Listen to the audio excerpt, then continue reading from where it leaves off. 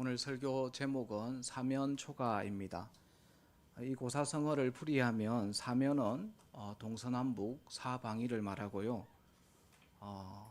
나머지 초가가 있습니다. 초가는 뭘까요? 여기서 초는 중국의 초나라 할 때 초를 말하고 가는 노래할 때 노래가입니다. 그러니까 사면초가는 사방에서 들려오는 초나라의 노래라는 뜻입니다. 초안지에 보면 진나라 말기에 민중들이 반란을 일으키자 초나라의 항우와 한나라의 유방이 천하를 두고 전쟁을 벌이게 됩니다. 두 나라가 치열하게 전쟁을 벌이다가 휴전협정을 맺게 되는데요. 그런데 그때 한나라가 휴전협정을 어기고 초나라를 기습 공격하게 됩니다. 그러던 어느 날 밤에 초나라 진영에서 사방에서 초나라의 노래가 들려왔습니다. 알고 봤더니 한나라가 초나라 포로들로 하여금 고향의 향수를 자아내게 하는 구슬픈 노래를 부르게 한 것입니다. 그러니까 사면초가는 적에게 포위되어 희망이 없는 고립무원의 상태를 의미합니다. 오늘 본문에도 보면 두 사람의 사면초가가 나옵니다. 하나는 바스홀의 사면초가이고 다른 하나는 에레미야의 사면초가입니다. 바스홀과 에레미야 이 두 사람 모두가 사면초가의 상황을 맞이하게 됩니다. 그러나 이 두 사람의 사면초가는 질적으로 차이가 납니다. 어떻게 다른지를 본문을 통해서 한번 살펴보고자 합니다. 첫 번째 바스홀의 사면초가를 한번 보겠습니다. 1절 같이 한번 읽겠습니다. 임멜의 아들 제사장 바스홀은 여호와의 성전의 총감독이라. 그가 예레미야의 이 일 예언함을 들은지라. 바스홀은 여호와의 성전의 총감독입니다. 이 자리는 성전을 관리하는 행정직 중에서 제일 높은 자리입니다. 당시에 대제사장은 종신직이니까 이 성전을 관리하는 제사장들 중에서 일반 제사장 중에서 오를 수 있는 최고의 자리가 성전 총감독이라고 할 수 있습니다. 그러니까 바스홀이 얼마나 많은 권력을 가졌는지는 이 성전 총감독이라는 직책에서 엿볼 수가 있습니다. 성전 총감독의 제일 중요한 직무는 성전의 질서를 유지하는 것이었습니다. 그런데 어느 날 바스홀은 예레미야가 성전의 질서를 어지럽히고 있다라는 소식을 접하게 됩니다. 그 소식이 오늘 본문 앞에 있는 18장, 19장으로 이어지는 말씀입니다. 18장 말씀은 토기장이의 비유죠. 예레미야가 하나님의 명령을 받아서 토기장이의 집으로 내려갔습니다. 거기서 토기장이를 통해서 유다 공동체의 운명을 보게 되죠. 유다라는 질그릇이 파괴되고 다시 세워지게 될 것이라는 것을 보게 됩니다. 이어지는 19장에서 예레미야는 토기장이 집에서 옹기를 사서 흰놈의 골짜기로 갑니다. 흰놈의 골짜기는 히브리어로 게힌놈, 헬라어로 게헨나, 우리 한글 성경에는 지옥이라고 번역되었다고 했습니다. 흰놈의 골짜기에서 행해졌던 그 인신제사에 사용되었던 그 불이 마치 지옥을 연상케 했던 것입니다. 그런데 예레미야가 산 그 옹기가 흰놈의 골짜기에서 깨어졌죠. 유다 공동체의 지옥과 같은 멸망을 암시한다고 볼 수 있습니다. 이어서 예레미야는 이 흰놈의 골짜기를 벗어나서 성전으로 향합니다. 그는 여호와의 성전 뜰에 서서 모든 사람에게 외쳤습니다. 예레미야 19장 14절 15절에 기록되어 있습니다. 이 말씀도 같이 한번 읽어보겠습니다. 14절입니다. 예레미야가 여호와께서 자기를 보내사 예언하게 하신 도벳에서 돌아와 여호와의 집 뜰에 서서 모든 백성에게 말하되 만군의 여호와 이스라엘의 하나님께서 이와 같이 말씀하시되 보라, 내가 이 성읍에 대하여 선언한 모든 재앙을 이 성읍과 그 모든 촌락에 내리리니 이는 그들의 목을 곧게 하여 내 말을 듣지 아니함이라 하시니라.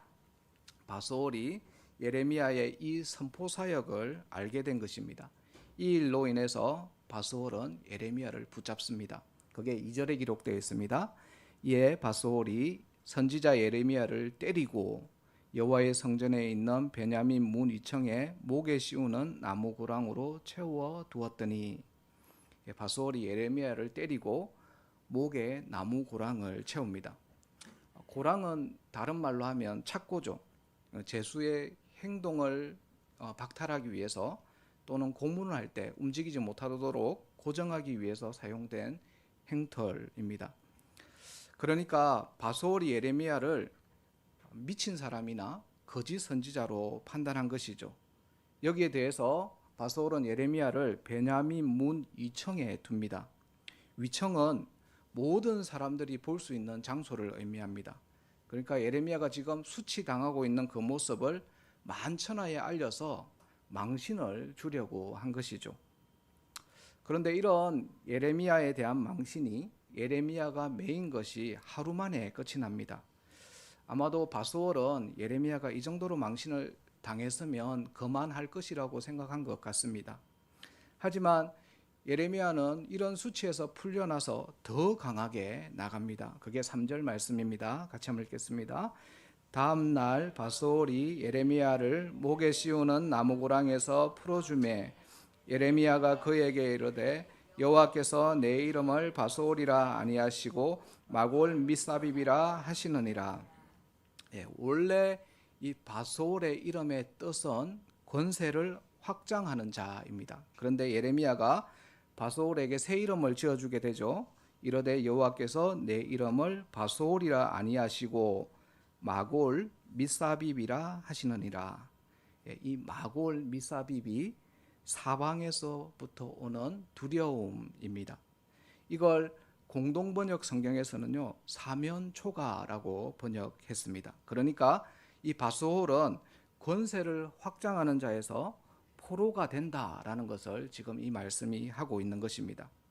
그리고 이 예언은 바스홀 한 사람에게 국한되지 않고 있습니다. 4절에 보면 너와 내 모든 친구가 사면초가에 빠지게 된다라고 합니다. 유다 공동체 전체가 바벨론의 공격을 받아서 바벨론의 포로로 끌려가게 된다는 예언인 것입니다. 아주 혹독한 예언을 하고 있는 것입니다. 그 예언이 얼마나 혹독한지 4절부터 6절에 기록되어 있는데요.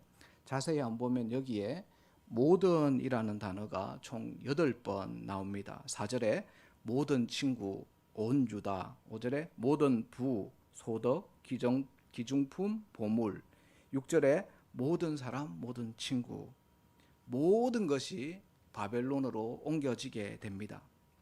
하나님의 무자비한 심판을 의미하죠. 하나님의 심판이 시작되면 하나님은 얼굴을 감추시고 무자비한 심판을 행하십니다. 바스홀과 그의 친구들, 유다 공동체 전체가 바벨론으로 옮겨지는 비참한 최후를 맞이하게 됩니다. 왜 이렇게 되었을까요? 그 이유는 바스홀이 하나님의 성전의 책임자로서 참 선지자 예레미야의 선포를 거부했기 때문입니다. 그리고 거부할 뿐만 아니라 자신의 권세를 마음대로 휘둘렀습니다.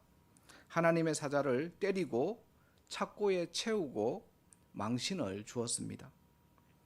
그는 성전의 총감독으로서 잘못된 성전 신학인 시온주의, 성전이 있는 한 예루살렘 성은 절대로 망하지 않는다는 생각에 사로잡혀 있었던 것입니다. 자신이 그 성전의 총감독이니까 얼마나 그 권세를 빼앗기기 싫었겠습니까?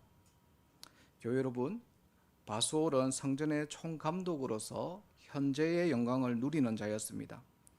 그러나 그의 미래는 어떻게 됩니까? 사면초가입니다. 머지않아서 바벨론의 공격을 받아 모든 것을 잃게 됩니다. 그렇다면 바스홀이 누리고 있는 현재의 이 영광, 자신의 직위, 권세를 부러워할 이유가 없는 것입니다. 지금까지 우리는 이 바스홀의 사면초가를 살펴보았습니다.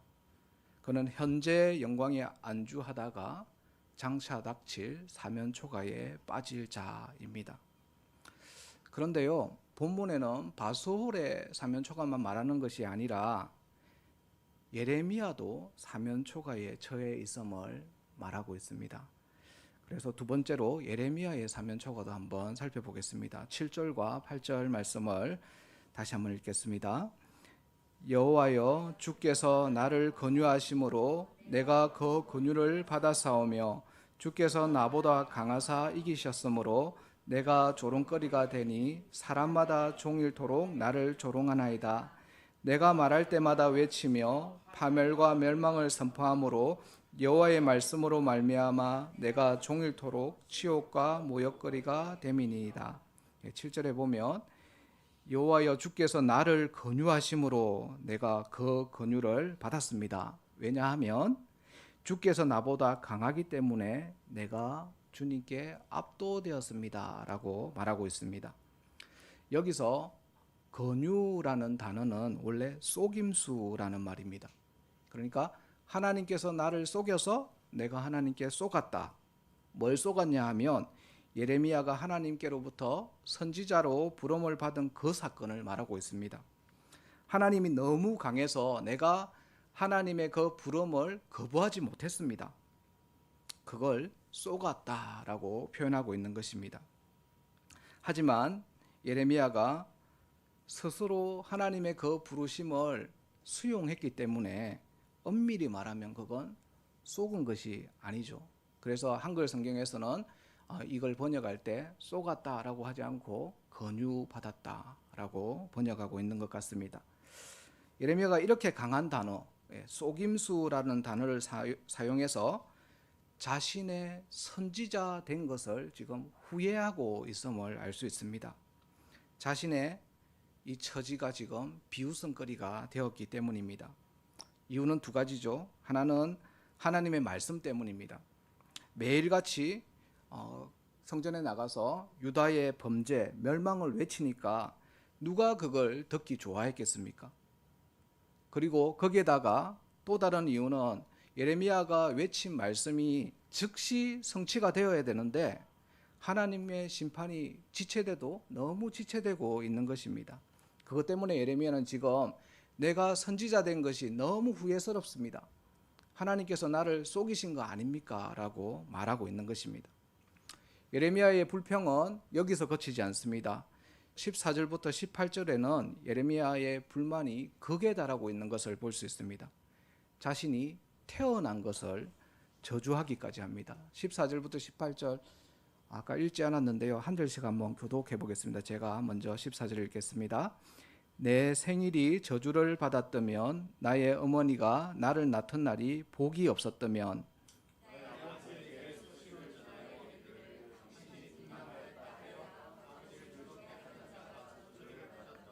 그 사람은 여호와께서 무너뜨리시고 후회하지 아니하신 성읍같이 되었다면 그가 아침에 부르짖는 소리 낮에는 떠드는 소리를 듣게 하였다면 좋을 뻔하였나니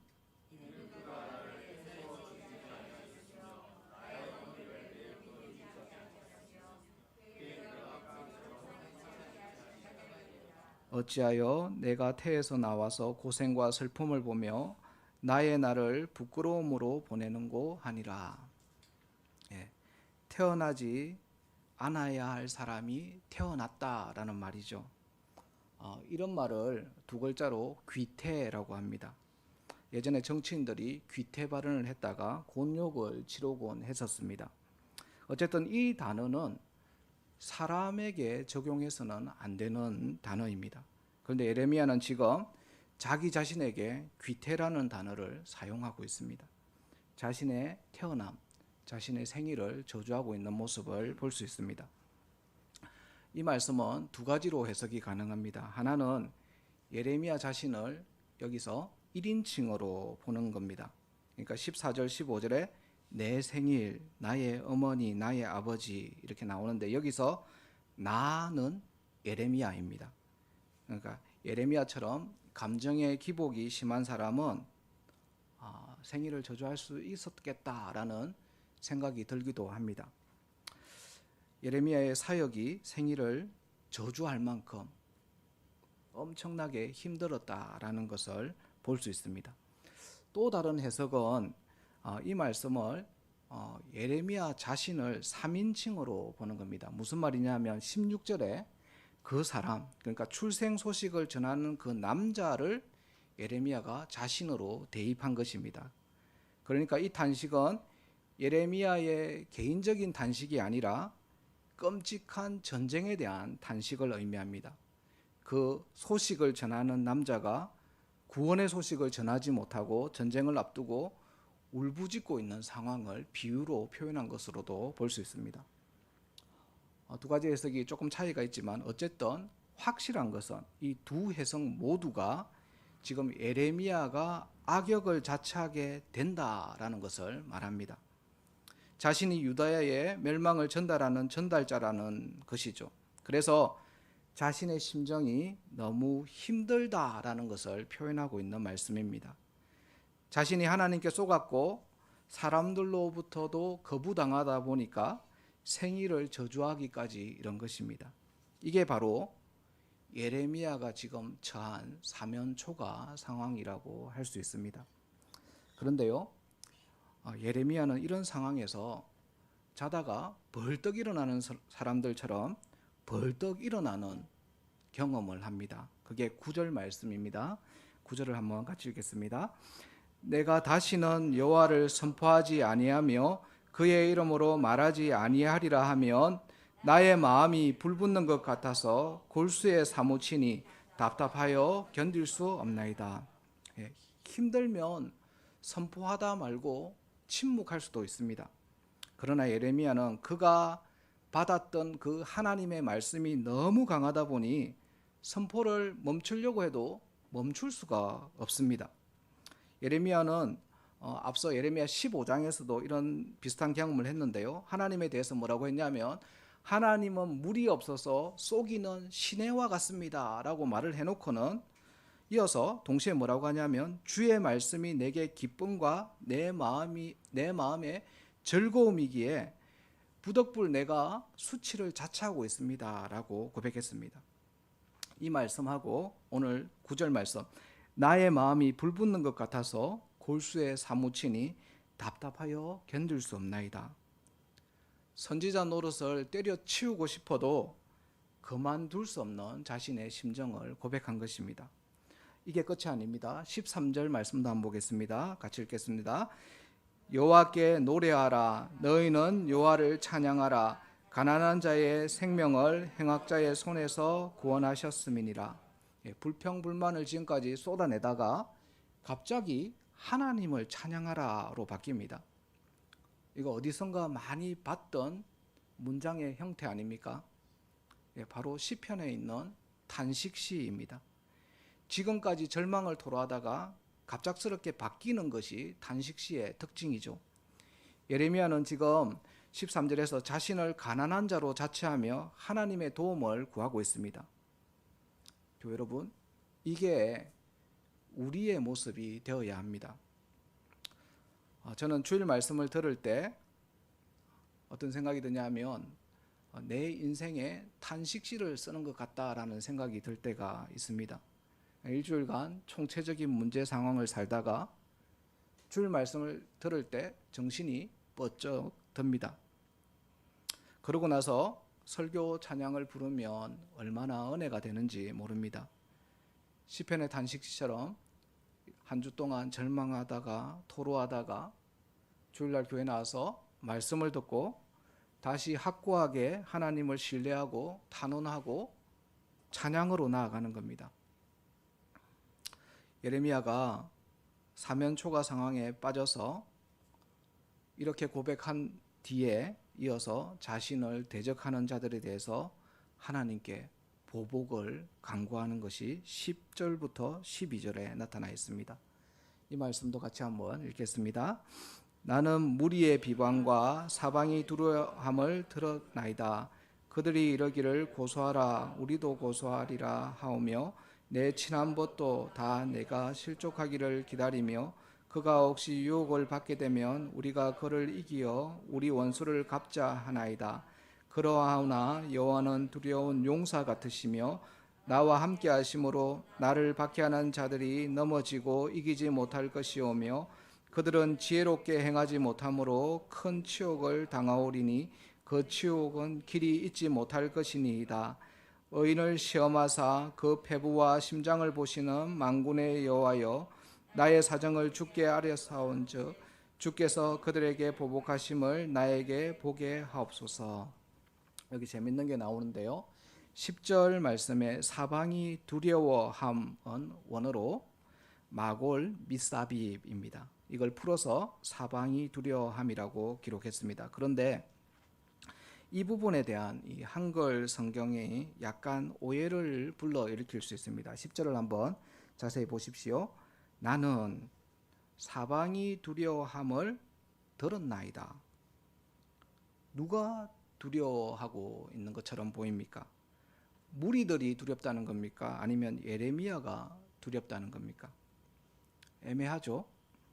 이 구절은 무리들이 예레미야의 발언을 비꼰 겁니다. 예레미야가 아까 바소올에게 너의 새 이름은 마골 미사빕이다라고 했죠. 그걸 사람들이 다 들어서 알고 있습니다. 그런데 현실은 어떻습니까? 바소올은 떵떵거리며 건세를 누리고 있고 예레미야는 감옥에 갇혀서 매를 맞았죠. 그러면 누가 마골 미사빕입니까? 누가 사면초가 상황입니까? 예레미야죠. 그래서 사람들이 예레미야를 향해서 조롱하는 겁니다. 저기 마골 미사빕이 온다. 네가 우리를 고소하려면 한번 고소해봐. 예레미야가 했던 말을 지금 예레미야에게 되돌려주고 있는 것입니다. 그래서 예레미야는 그걸 알고 하나님께 복수를 요청하는 겁니다. 12절이죠. 주님, 내 원수들 보셨죠? 주님의 보복을 나로 보게 하옵소서. 예레미야는 확신에 차 있습니다. 전사 하나님이 자신의 곁에 서 있다는 것을 믿었습니다. 하나님께 원수를 던져버리는 것입니다. 자신의 마음에 무거운 것을 하나님께 지금 맡기는 것이죠. 이것이 예레미야가 사면 초가 상황을 벗어나는 방법이었습니다. 결론을 맺겠습니다. 교회 여러분, 우리가 살아가다 보면 우리 모두는 사면 초가에 빠질 수 있습니다. 앞뒤 좌우가 모두 막혀서 아무런 해결책을 찾지 못할 때가 있죠. 본문에서 바솔과 예레미야 이 두 사람 모두가 사면 초가 상황을 맞이했다는 것은 동일합니다. 그러나 바솔은 성전의 높은 직책을 가지고 영광을 누리면서도 장차당할 바벨론의 공격에 의한 그 사면 초가를 모르고 살아갑니다. 이에 반해 예레미야는 현재의 고난이라는 사면 초가에 빠졌지만 그는 탄식하다가 하나님을 찬양한 후에 하나님께 보복을 요청하며 사면 초가에서 벗어나는 방법을 터득했습니다. 여러분은 이 두 종류의 인생 중에서 무엇을 선택하시겠습니까? 물론 세상의 편에서 보면 보이지 않는 미래를 걱정하기보다는 지금 현재 높은 자리에 앉아서 건세를 부리는 이 바솔의 인생이 더 좋아 보일 겁니다. 그러나 예레미야는 지금 현재 온갖 조롱을 당하며 생일을 저주할 정도로 힘들지만 하나님을 찬양하며 하나님께 보복을 요청하며 사면 초가의 상황을 벗어나고 있습니다. 교회 여러분, 우리도 이 시간에 선택해야 합니다. 바솔의 인생을 따를 것이냐 아니면 예레미야의 인생을 따를 것인가 결단해야 합니다.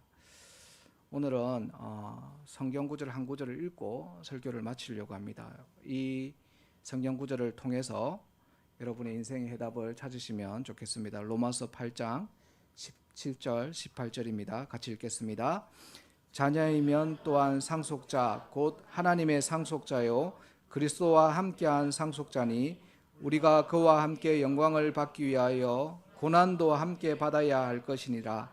생각건대 현재의 고난은 장차 우리에게 나타날 영광과 비교할 수 없도다. 장차 우리에게 나타날 그 영광을 사모하십니까? 그러면 예레미야의 인생을 따르는 우리가 될 수 있기를 축원합니다. 우리 함께 찬양하며 기도하겠습니다. 429장입니다.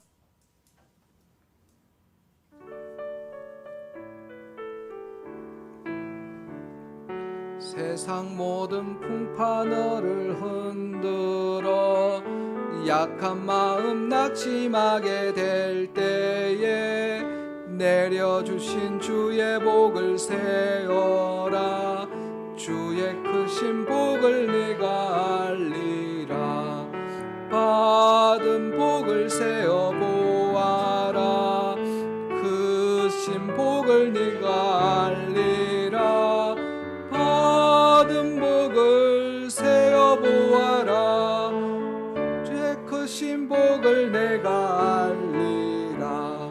세상 근심 걱정 너를 누르고 십자가를 등에 지고 나갈 때 주가 내게 주신 복을 세어라. 두려움 없이 항상 찬송하리라. 받은 복을 세어 보아라. 크신 복을 내가 알리라. 받은 복을 세어 보아라. 주의 크신 복을 내가 알리라.